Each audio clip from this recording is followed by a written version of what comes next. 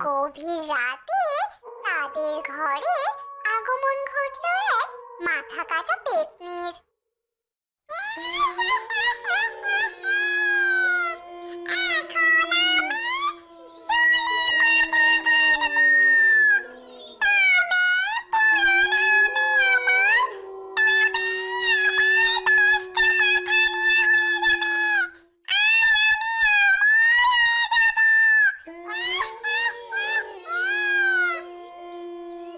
এরপর সেই মাথা কাটা পেতনি টুনির মাথা কেটে নিল। তখনই টুকির ঘুম ভেঙে গেল।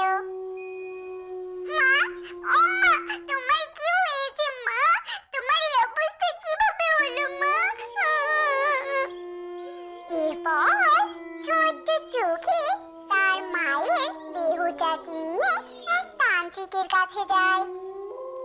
তান্ত্রিক টুনিকে দেখে সবকিছু বুঝতে পারে, আর সে তার মন্ত্র শক্তি দ্বারা সেখানে মাথা কাটা পেতনিকে উপস্থিত করে।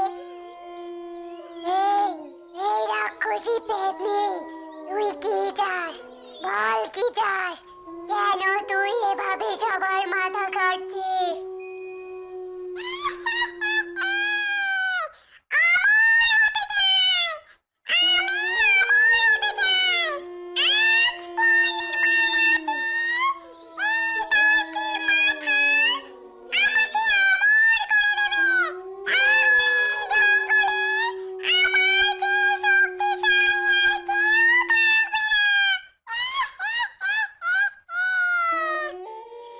তবে রে বজ্জাত পাজি পাখি, তুই সব পাখির জীবন ফিরিয়ে দে বলছি, ফিরিয়ে দে।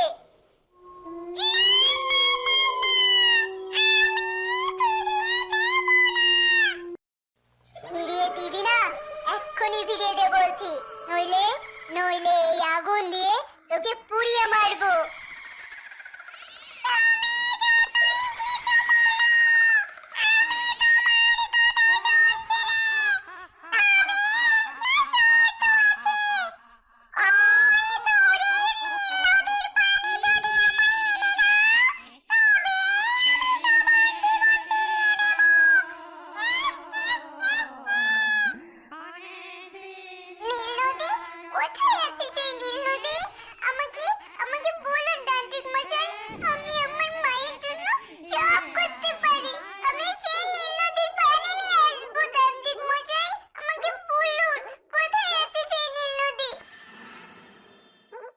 আমাদের জঙ্গলের পশ্চিমে গিয়ে ঠিক 16 গজ দূরে একটা নীল নদ আছে।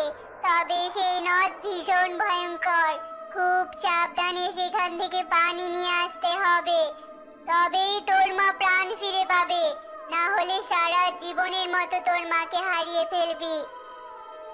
না না তান্ত্রিক মশাই, এভাবে বলবেন না, আমি তাই করব। ওই পেতনি যা চায়।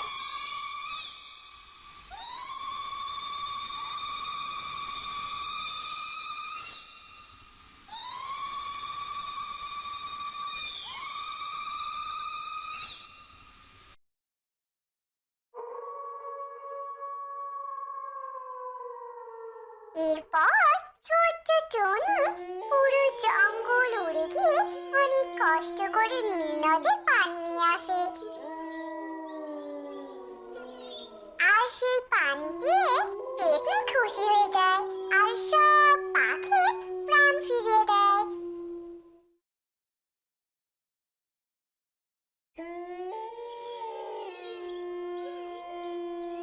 তখন থেকে সবাই অনেক খুশি খুশি থাকতে লাগে।